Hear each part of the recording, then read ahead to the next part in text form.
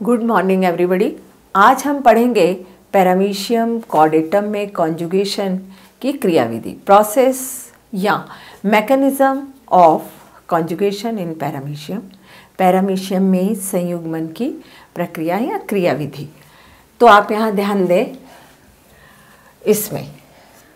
इसके पूर्व हम वहाँ देख चुके हैं कि कॉन्जुगेशन कैसे होगा या कॉन्जुगेशन क्यों होगा, कॉन्जुगेशन कब होगा, कॉन्जुगेशन किन में होगा। ठीक है, ये बिंदु हमने किस में पढ़े, इंट्रोडक्शन और मैटिंग टाइप में। आज की क्लास में हम पढ़ेंगे कॉन्जुगेशन कैसे होगा।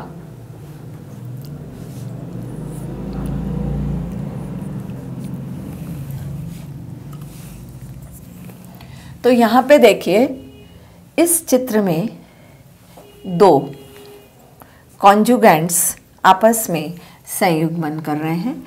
ये सिर्फ इनके सिनगैम को विभेदित करने के लिए मैंने यहाँ पर एक को अलग कलर दे रही हूँ और एक अलग से है। ये देखिए,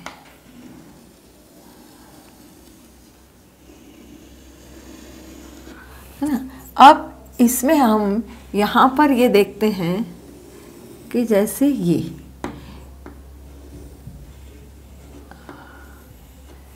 यह एक कॉन्जुगेंट है और यह दूसरा कॉन्जुगेंट।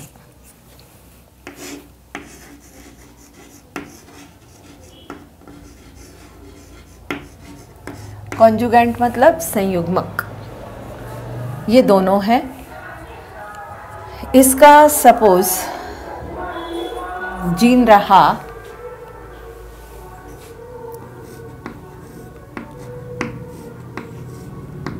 इस तरह से, यह इसकी एलल और इस वाले कॉन्जुगेंट के अंदर होमोजाइगोटिक कंडीशन है, दोनों रिसेसिव जीन्स, यहाँ पर दोनों डोमिनेटिंग, है ना। इस वाली चीज़ को हम पढ़ेंगे जेनेटिक्स ऑफ कॉन्जुगेशन में। लेकिन अभी चूंकि हम स्टार्ट कर रहे हैं तो इसलिए आप यहाँ फर्स्ट डायग्राम को देखिए। इसमें अब यहाँ पर ये तो कॉन्जुगेशन की जब प्रक्रिया होगी उस समय क्या होगा, दो कॉन्जुगेंट अपने बकल एपरेटस की सतह से आमने सामने आएंगे और एक दूसरे के साथ अटैच हो जाते हैं। तो यहाँ पर देखिए, यह वाला पार्ट जो है ये इसकी बकल एपरेटस वाली साइड रही और यह वाली इसकी, है ना। अब चूंकि हम इस प्रोसेस को बता रहे हैं तो बाकी के नामांकन को हमने गौण कर दिया। तो सबसे पहले तो ऐसा हुआ। अब इसके बाद क्या होगा, इसके बाद होगा कि जो मैक्रोन्यूक्लियस है वह तो धीरे धीरे डीजनरेट हो जाएगा। तो ध्यान दीजिए, अब मैं इस चित्र में यहाँ पर मैक्रोन्यूक्लियस को डीजनरेट होते हुए बना रही हूँ और माइक्रोन्यूक्लियस इस कंडीशन में बनेगा। यहाँ भी ऐसे ही होगा, यह माइक्रोन्यूक्लियस सुस्पष्ट और डीजनरेट होता हुआ इसका मैक्रोन्यूक्लियस। हम और अगली स्टेप में चलें तो हम यहाँ पर पाएंगे कि मैक्रोन्यूक्लियस जो है वो पूर्णतः डिसअपियर होगा। ये देखिए, ये यहाँ पर यह कॉन्जुगेंट, एक कॉन्जुगेंट ये, एक कॉन्जुगेंट वह। इसमें यहाँ पर अब ये जो एक माइक्रोन्यूक्लियस था उससे दो माइक्रोन्यूक्लियाई बने। इधर भी ऐसे ही हुआ, एक माइक्रोन्यूक्लियस से दो माइक्रोन्यूक्लियाई बने। ठीक है, मैक्रो दोनों के डिसअपियर हो चुके हैं। हम और आगे बढ़ते हैं तो हम पाएंगे कि ये जो माइक्रोन्यूक्लियस का डिवीज़न है ये आगे अभी फिर बढ़ेगा और उस बढ़त का परिणाम होगा कि यहाँ पर दो थे तो यहाँ पर हो जाएंगे 1, 2, 3 और 4। ठीक है, कितने हुए, 1, 2, 3 और 4। उसी तरह से इस कॉन्जुगेंट के भी ये एक माइक्रोन्यूक्लियस और ये अन्य माइक्रो न्यूक्लियाई। तो ध्यान दें, एक एक माइक्रो न्यूक्लियस में यहाँ फर्स्ट पार्ट डिवीज़न हुआ तो 2 डॉटर न्यूक्लियाई बने। तो ये जो यहाँ पर है ये क्या हो गए, ये हो गए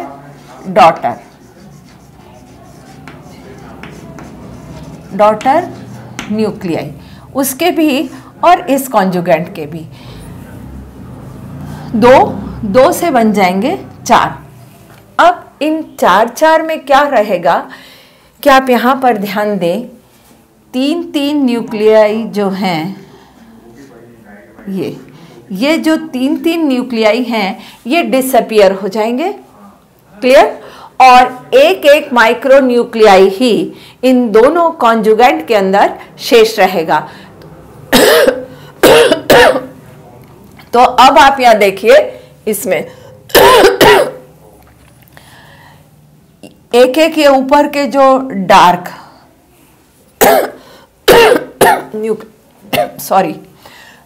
ये जो डार्क न्यूक्लियस हैं वे रह जाएंगे और ये जो 3 हैं ये 3 डिसअपियर हो जाएंगे।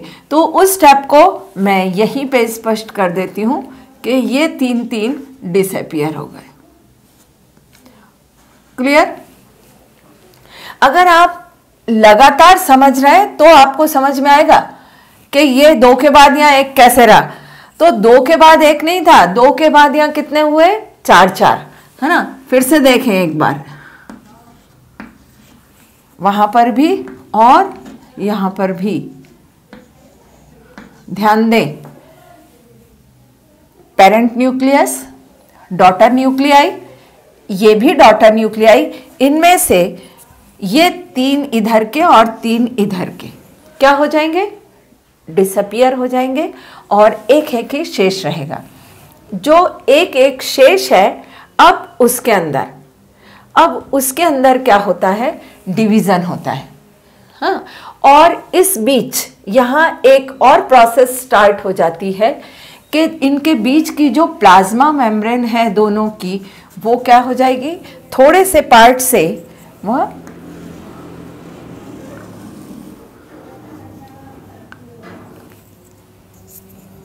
थोड़े से भाग की प्लाज्मा मेम्ब्रेन, ध्यान दीजिए, यहाँ से हट गई और बीच में यहाँ पे बन गया कॉन्जुगेशन ब्रिज। अब इसके ये जो एक न्यूक्लियस इधर, एक न्यूक्लियस इधर बचा है, इसमें असमान क्या होगा, इसमें यहाँ पे होगा असमान केंद्रक का विभाजन, एक इधर और एक इस तरफ, है ना। उसमें भी अब यहाँ असमानता का अर्थ हुआ कि एक बड़ा न्यूक्लियस बना और एक छोटा। तो ये जो बना है ये मोबाइल न्यूक्लियाई है, ठीक है। ये कैसा है, ये मोबाइल न्यूक्लियस, और ये वाला जो है ये स्टेशनरी न्यूक्लियस। यह कंडीशन दोनों में है, यह स्पष्ट।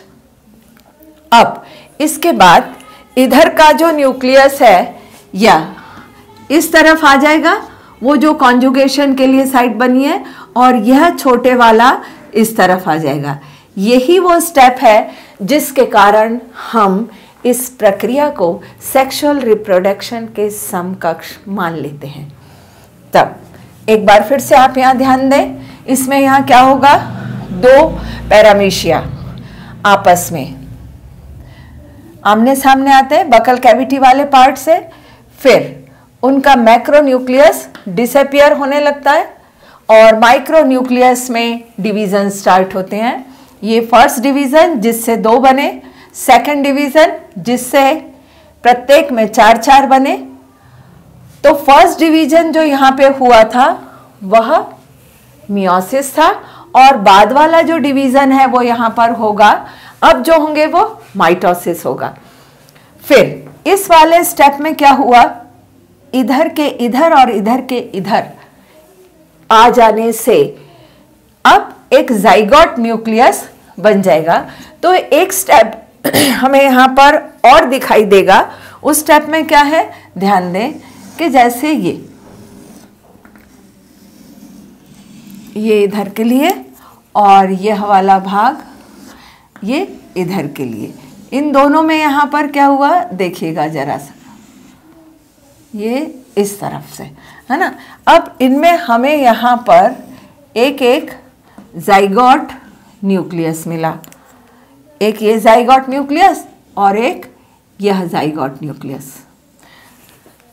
तो ये वाला जो न्यूक्लियस हुआ ये हुआ जाइगोट न्यूक्लियस। जाइगोट न्यूक्लियस बनने तक कॉन्जुगेंट्स देखें साथ साथ रहते हैं और जैसे ही जाइगोट का निर्माण होता है दोनों कॉन्जुगेंट्स अलग हो जाते हैं और तब ये कहलाते हैं एक्स कॉन्जुगेंट्स, जो कि इस निचले क्रम में देखिए। तो तब यहाँ पर आप मेन चीज़ ध्यान दें कि चाहे पीले वाला इसमें जो दिखाई दे रहा है कॉन्जुगेंट हो या गुलाबी वाला, है ना, जाइगोट न्यूक्लियस बनने के बाद एक कॉन्जुगेंट इधर हो जाना है एक उधर। मैं यहाँ पर आपको सिर्फ एक कॉन्जुगेंट के अंदर क्या होगा वो बताऊंगी, वैसे का वैसा ही दूसरे कॉन्जुगेंट में भी होगा।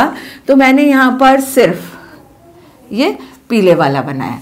तो ये एक जाइगोट न्यूक्लियस, एक जाइगोट न्यूक्लियस से अब यहाँ पर बन जाएंगे दो न्यूक्लियाई, दो के बाद अब यहाँ बनेंगे चार, चार के बाद फिर से इसमें यहाँ पर एक विभाजन और होगा और उससे बन जाएंगे 8 न्यूक्लियाई। लेकिन इन 8 न्यूक्लियाई में ध्यान दें 4 छोटे होंगे और 4 बड़े होंगे। जो तो ये 4 यहाँ पर बड़े हैं,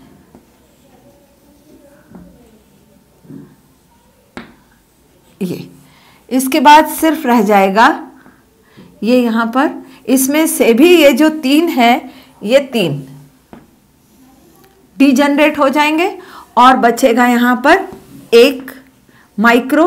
उस एक माइक्रो से फिर यहाँ पर 2 माइक्रो न्यूक्लियस बन जाएंगे। तो ध्यान दें इस बिंदु पर अभी ये जो 4 बने थे माइक्रो, मैक्रो यथावत है, जो माइक्रो हैं उन माइक्रो में से एक बचा है। यह बचा हुआ एक माइक्रो न्यूक्लियस यहाँ पर क्या होगा डिवाइड होगा और इसके डिवाइड होने से अब यहाँ बन जाएंगे 2 माइक्रो न्यूक्लियाई और मैक्रो जो न्यूक्लियाई हैं वो इस प्रकार से रीअरेंज होते हैं। और इस स्टेप पर ही कब